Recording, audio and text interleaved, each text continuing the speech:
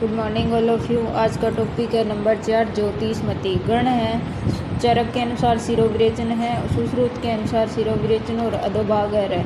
कुल ज्योतिषमती कुल है सिलेट्रेसी है। लेटिन नाम इसका ज्योतिषमती का है सिलेट्रस पेनिकुलेटस और संस्कृत नाम इसका है ज्योतिषमती। पारावत बदी कबूतर के समान होती है और काखंड की कौवे के अंडे के समान फल वाली होती है और पीत वर्ण के तेल से युक्त होती है और कटवीक कटु रस वाली होती है और वेग व उत्साह को बढ़ाने वाली होती है। इसके बाद आता है इसका हिंदी नेम इसका है मालकांगनी। स्वरूप इसका है आरोहिणी। विस्तृत लता होती है इसकी, मतलब एक किसी का सहारा लेकर ऊपर जाती है। शाखाएं झुकी हुई होती है जिन पर श्वेत रंग के बिंदु होते हैं। ये इसके ज्योतिषमती के पत्र होते हैं वो अंडाकार होते हैं, अभिलटवाकार होते हैं और नुकीले होते हैं और दंतुधार होते हैं। 2.5 से 5 इंच तक लंबे होते हैं और 2.25 से लेकर 2.50 इंच तक चौड़े होते हैं। पुष्प इसके है पीले रंग के आभा लिए हुए होते हैं। मधुगंधी शहद के समान गंध वाले होते हैं, गुच्छों में तथा ग्रीष्म ऋतु में लगते हैं। फल इसके हैं मटर के समान गोल होते हैं, पीले रंग के और त्रिखंड वाले होते हैं। प्रत्येक खंड में 1/3 इंच के बीज केसरी रंग के आवरण से ढके होते हैं। पुष्प इसके जो है अप्रैल से जून में निकलते हैं और अक्टूबर से जनवरी के बीच में पक जाते हैं। ज्योतिषमती का उत्पत्ति स्थान भारत में है और विशेषतः पंजाब कश्मीर के पर्वतीय स्थानों पर ये पाए जाते हैं। 3000 फीट तक की ऊंचाई तक होता है इसका जो ये लता जो होती है इसकी। इसके बाद आता है रासायनिक संगठन।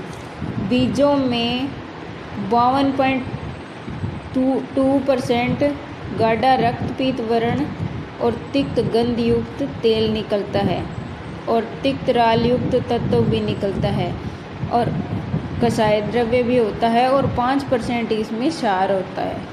इसके गुण आते हैं। गुण ज्योतिषमती का तिक्त है, रस कटु तिक्त है और जो विपाक है वो कटु है। वीर्य इसका उष्ण होता है, प्रभाव इसका मेद्य है। इसके बाद आते हैं इसके कर्म।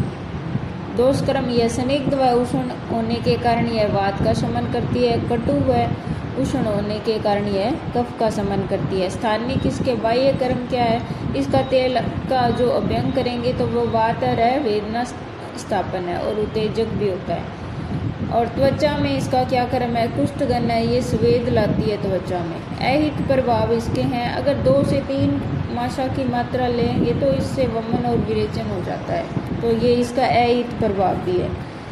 प्रयोग इसका किन किन में करेंगे? वात कफज विकारों में इसका प्रयोग करेंगे। स्थानिक प्रयोग जो है वात कफज विकारों में वातर और वेदना स्थापन होने के कारण यह पक्षाघात, अर्दित, ग्रदृषि, कटिशूल में इसका जो तेल होता है उसका अभ्यंग करेंगे। अभ्यंतर नाड़ी संस्थान में इसका क्या प्रयोग है? मेद्य होने के कारण इसका प्रयोग स्मरण शक्ति बढ़ाने में किया जाता है।